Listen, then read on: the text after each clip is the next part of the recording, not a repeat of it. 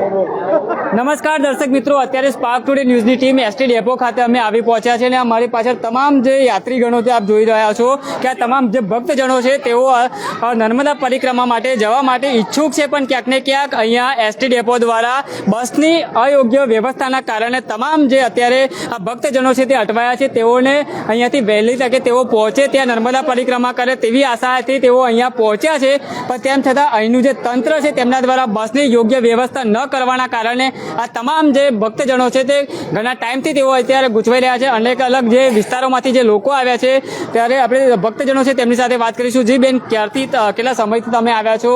અમે 5 વાગ્યાના અહીંયા ઊભા છીએ. અમને એવું જાણવા મળ્યું કે 4 બસ જાય છે, 1-1 કલાકના ગાડે છે, 6, 7, 8, 9 એમ 1-1 કલાકના ગાડે જશે. અમે 6 વાગ્યાના ઊભા, 6:30 એક બસ આવી છે, ત્યાર પછી એકેય બસ નથી આવી. અને પૂછવા જઈએ તો એવું કહે છે કે 3 બસ ગઈ છે. અને અહીંયા જાય તો અહીંયા આવી રીતે બધા ભાગતા રહે છે, અહીંયા બધા ભાગતા રહે છે. વાગી જશે તો પૂછવા જઈએ ત્યારે ખોટો આન્સર આપે છે અમને. કેટલી બસો આવે છે? બસો આવે છે 4 બસો કીધું છે, એક જ બસ આવેલી છે. આટલી બસો ખાલી જાય છે, કોઈ બસને આગળ લાંબા કેમ? અમે અત્યારે એવી માંગ કરી રહ્યા છે કે 2 થી 3 બસ મુકાવડાવે, એટલે આ જેટલી પબ્લિક છે એટલી વ્યવસ્થિત બેસી અને સફર કરી શકે. કેટલું અગવડ થઈ રહ્યું છે આજે ટાઈમ? આજે તો બહુ બધું અગવડ થઈ રહ્યું છે. 4 વાગ્યાના અહીંયા આવેલા છીએ, એક જ બસ ગયેલી છે અત્યારે. અન્ય પણ આપણી સાથે લોકો છે, તેમની સાથે વાત કરીશું. શું કહેશો તમે કે ક્યારના ઊભા છો ને કેટલી અહીંયા વ્યવસ્થા કેવી? અમે 6 વાગ્યાના આવ્યા હતા નર્મદા પરિક્રમા જવા માટે, પણ અમે જોયું પણ બસ કોઈ છે નહીં. ઓછામાં ઓછી 200 થી 250 પબ્લિક છે. અમે લોકો જોબથી હાફ ડે લઈને આવ્યા હતા અને કોઈ વ્યવસ્થા છે નહીં.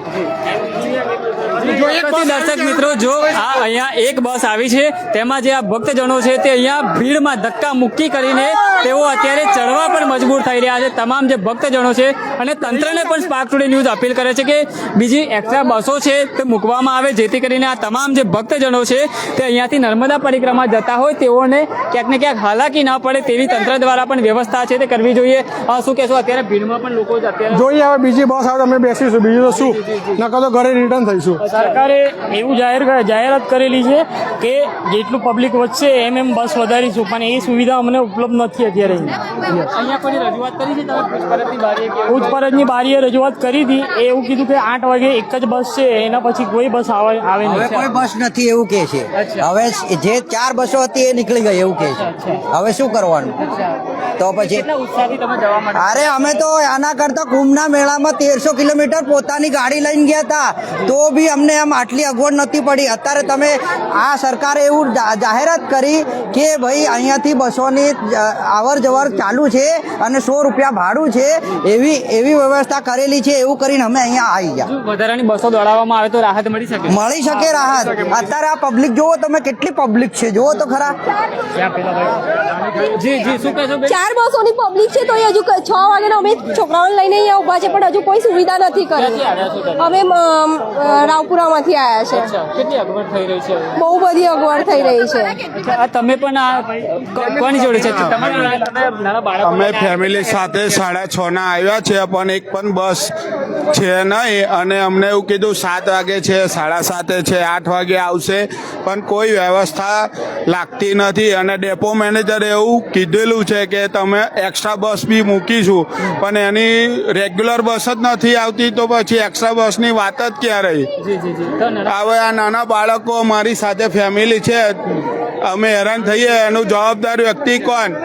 કેટલી તકલીફ થઈ રહી છે? આ તમે જોઈ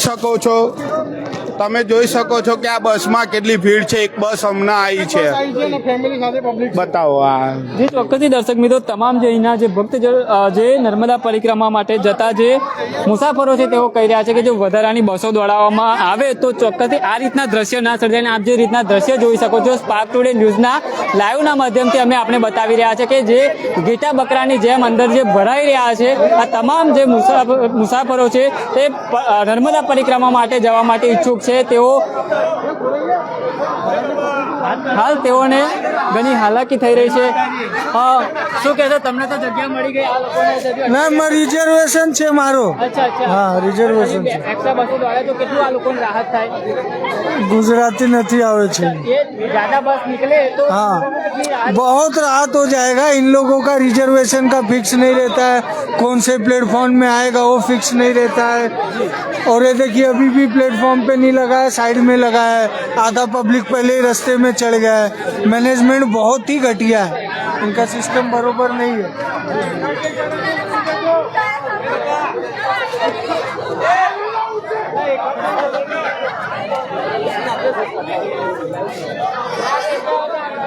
હાલ જે તમામ અહીંયા મુસાફરો છે તેઓ અટકાઈ રહ્યા છે.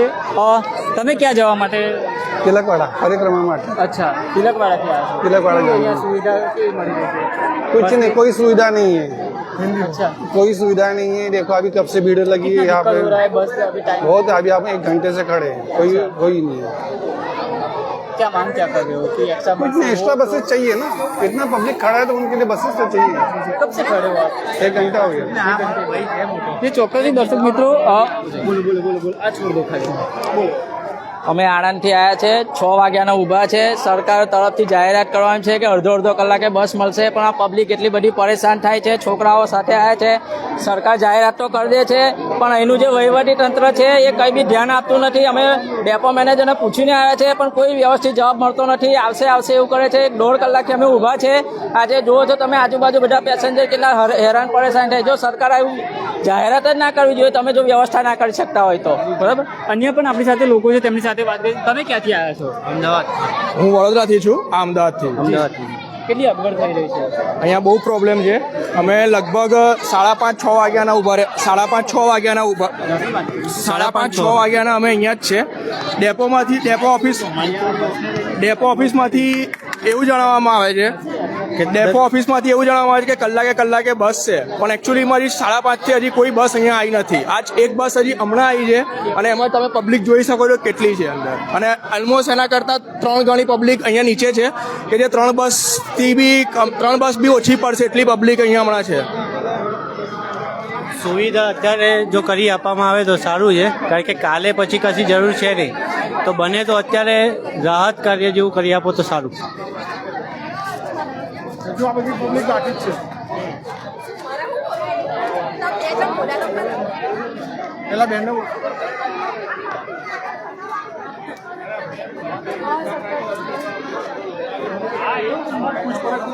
પબ્લિક ઉભી છે, સાચી વાત છે કે બસ ગઈ છે કે નહીં ગઈ? લઈ લો ને એનાથી ગાડી. मैंने ट्विटर पे भी डाला था.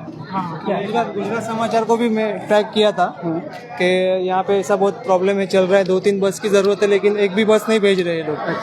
तो कुछ रिस्पॉन्ड नहीं, ये लोग तो कुछ बात भी नहीं कर रहे. જી દાદા, એક મિનિટ તમને લઈ લો.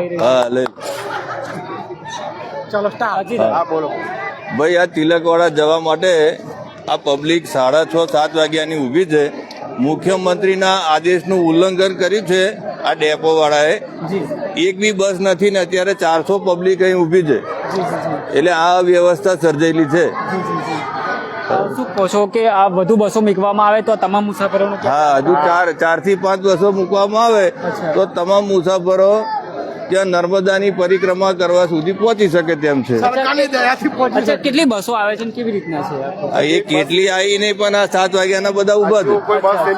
કેટલું પબ્લિક હશે અત્યારે? અત્યારે લગભગ આ 400-450 પબ્લિક છે. 4 બસની જરૂર છે અત્યારે. 4 બસની જરૂર, પણ કોઈ બસ મૂકાઈ નહીં. હા, હા, તો ટાઈમ બસ આવે તો આપણે લોકો બેસી શકીએ.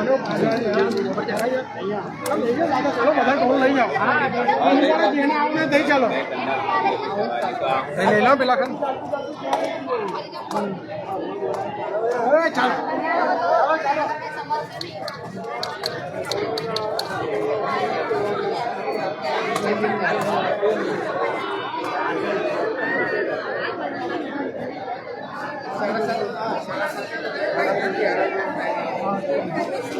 હાલ જે રીતના આપણે અંદર જે મુસાફરો છે તેમની સાથે પણ વાત કરવાનો પ્રયાસ કરીશું. આપણે તેમની સાથે શું કહેશો? ઠેઠ તમે જવાના છો, કઈ જાઓ છો તમે?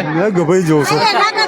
બસ મૂકો, આ તો કેટલી તકલીફ થાય. આ છોકરી દબાઈ ગઈ અમારે. તો આવી રીતના ઠેઠ સુધી જશો તમે? જવું જ પડે. બીજી બસ ના મળે તો નર્મદા પરિક્રમા કરવું હોય તો જવું તો પડે જ. અચ્છા બેન, આ કેટલી તકલીફ થઈ રહી છે? આવી રીતના જશો ઠેઠ સુધી?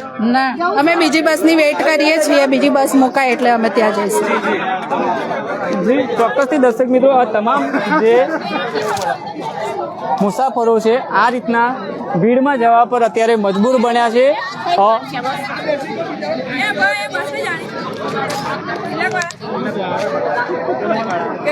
પરિક્રમ કરવા જાય તો તમારે બી જવાનું? અમારે જવાનું છે. કેવી રીતના જશો? અમે તો ફૂલ ભીડ થઈ ગઈ. હવે કઈ બેસશો? તો ભાઈ યાર મૂકવી જોઈએ ને. હા, અચ્છા બીજી બસ પેલા એવું કેવો બીજી બસ છે. અચ્છા, ક્યાંથી આવ્યા છો તમે? વડોદરાથી આયા અહીંયા ગોત્રી.